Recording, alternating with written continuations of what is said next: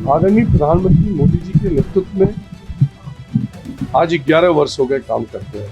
भारत एक नई बुलंदियों पर, विपक्ष के पास कोई मुद्दा नहीं है, इसलिए बिना मुद्दे के प्रश्नों को उठाकर वो चर्चा में बना रहना चाहता हूँ। नमस्कार, मैं प्रियसी और आप देख रहे हैं भारत एक्सप्रेस यूपी का डिजिटल प्लेटफॉर्म। मोदी सरकार के 11 साल पूरे होने पर केंद्रीय ग्रामीण विकास राज्य मंत्री कमलेश पासवान ने बुधवार को संगम नगरी प्रयागराज के सर्किट हाउस में प्रेस कॉन्फ्रेंस कर केंद्र सरकार की उपलब्धियां गिनाई। उन्होंने कहा कि पीएम मोदी के नेतृत्व में देश विकसित भारत बन रहा है। उन्होंने कहा कि हमारी सरकार गरीबों और वंचितों के लिए दृढ़ संकल्पित है। केंद्रीय मंत्री ने कहा कि पीएम मोदी ने 2014 में प्रधानमंत्री पद की शपथ लेते हुए कहा था कि इस देश में अब कोई जाति नहीं है, बल्कि गरीब, युवा, महिला और किसान की जातियां हैं। इनके विकास से ही विकसित भारत का सपना पूरा हो सकता है। इसी सोच के साथ केंद्र की मोदी सरकार लगातार काम कर रही है।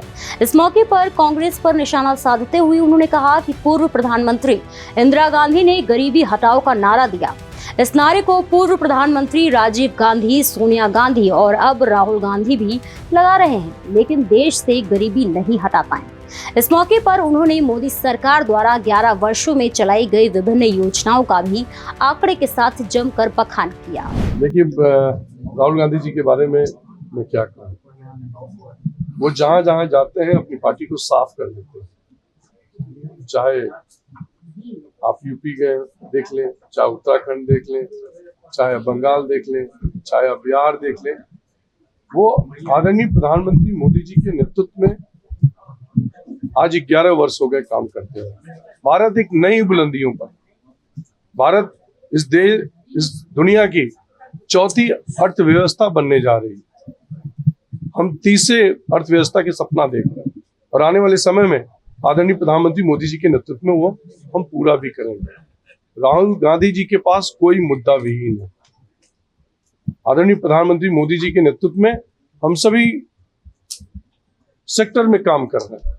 आप देख लें 11 वर्षों में, चाहे सड़क हो, पुलिया हो, चाहे शिक्षा हो, चिकित्सा हो, हवाई अड्डों का निर्माण हो, रेलवे ट्रैक का निर्माण हो, सभी फील्ड में एक अद्भुत क्रांति हर तरह से काम हो रहा है।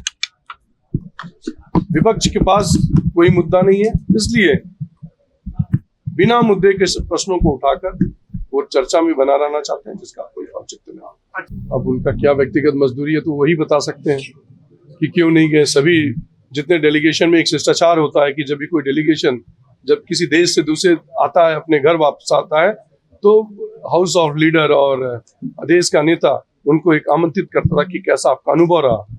तो उनको जाना चाहिए था, क्यों नहीं गए। उन्होंने कहा कि मेरा व्यक्तिगत कारण है, तो व्यक्तिगत कारण तो वही बता सकते। ज्ञान दिया, मेरे संज्ञान में नहीं है, मैं इसको पता करके उसको दिखवाता हूँ। अच्छा, बीजेपी सरकार ने कई शहरों के नाम बदले हैं। प्रयागराज का नाम भी 2018 में बदला गया, इलाहाबाद से बदल के प्रयागराज किया गया है, फैजाबाद को अयोध्या किया गया, कई और शहर बदले गए। अब एक नया मामला आया है, बीजेपी के ही सांसद सतीश गौतम, वो कह रहे हैं कि अलीगढ़ में दाऊद खां एक स्टेशन है जो आतंकवाद के नाम पर है, इसका नाम महाराणा प्रताप के नाम पर किया जाना चाहिए। क्या कहेंगे इस पर? देखिए, प्रयागराज पहले भी नाम था, अयोध्या पहले भी नाम था, और ये हमारे सनातन धर्म से जुड़ा हुआ विषय था, पहले से था, और इसको दोबारा इन्हीं कारणों से और कुछ लोगों ने कर दिया था। तो जो पहले था हमने उसको काम करने का काम किया। जो विषय आपने अलीगढ़ का उठाया मेरे संज्ञान में नहीं है, मेरे संज्ञान में नहीं है। आपने पूछा है मुझसे तो मैं पता करके जरूर बताऊंगा।